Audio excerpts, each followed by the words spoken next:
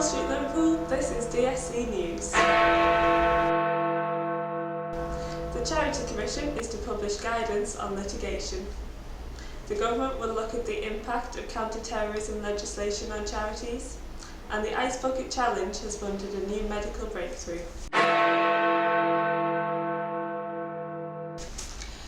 The Charity Commission is about to publish surprise new guidance for trustees on taking legal action. The Commission said the guide for trustees, called Charities and Litigation, would provide advice on what trustees should consider when thinking about taking or defending legal action. Whilst the Commission did work with the Charity Law Association to develop the guidance, the news has already garnered criticism for not consulting with the wider charity sector prior to publication. Kieran Price, Policy Officer at the Directorate of Social Change, was quoted as saying, "The staff at the Charity Commission have previously been very good at involving charities in the formation of guidance.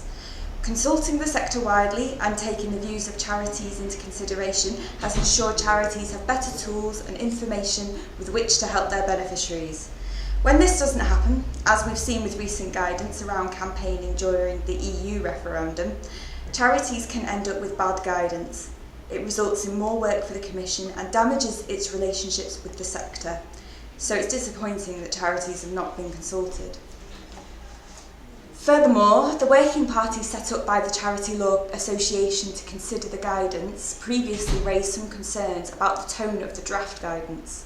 CLA were quoted as saying, "We agree that litigation should be avoided, but the tone of this guidance appears to suggest that litigation should be avoided at all costs. This might reflect media comment after some recent high-profile charity legacy disputes." The working group also said that the new guidance could possibly lead to charities feeling pressurised into settling a claim immediately.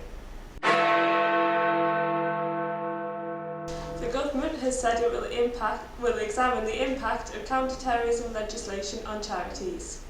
In response to a written question, the government said that a working group will look at the challenges that regulation and banking practices pose to charities funding and delivering humanitarian assistance in areas affected by terrorism or conflict.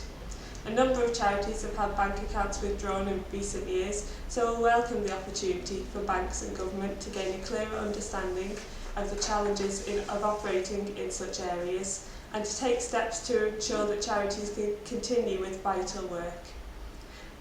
This follows the news last month that the International Financial Action Task Force on Money Laundering has changed a policy which previously suggested to banks that charities are at high risk of having funds diverted towards terrorist activities.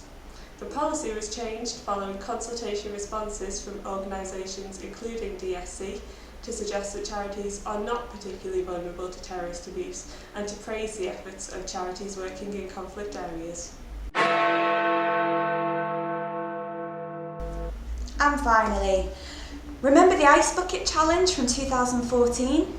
It was a viral campaign in which people willingly dumped a bucket of ice-cold water over their heads to raise donations for the ALS Association, a non-profit organisation fighting Lou Gehrig's disease, also known as amyotrophic lateral sclerosis.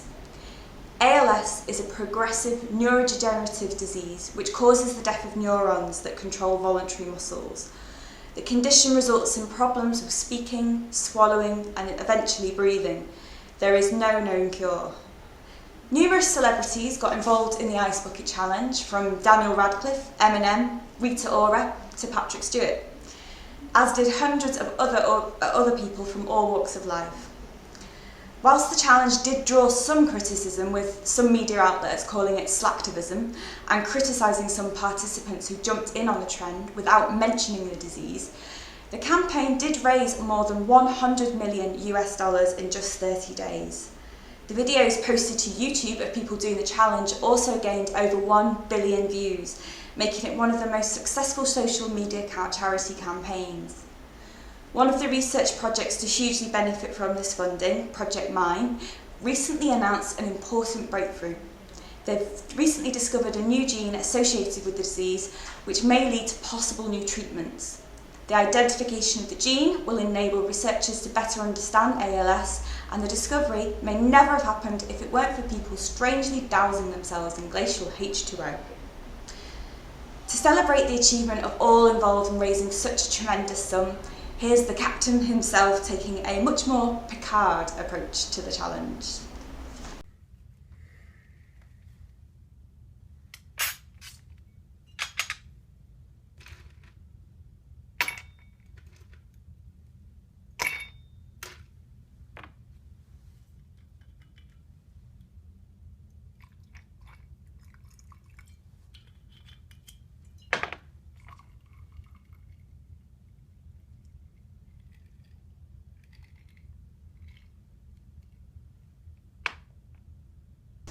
Thanks for watching, we'll see you next time.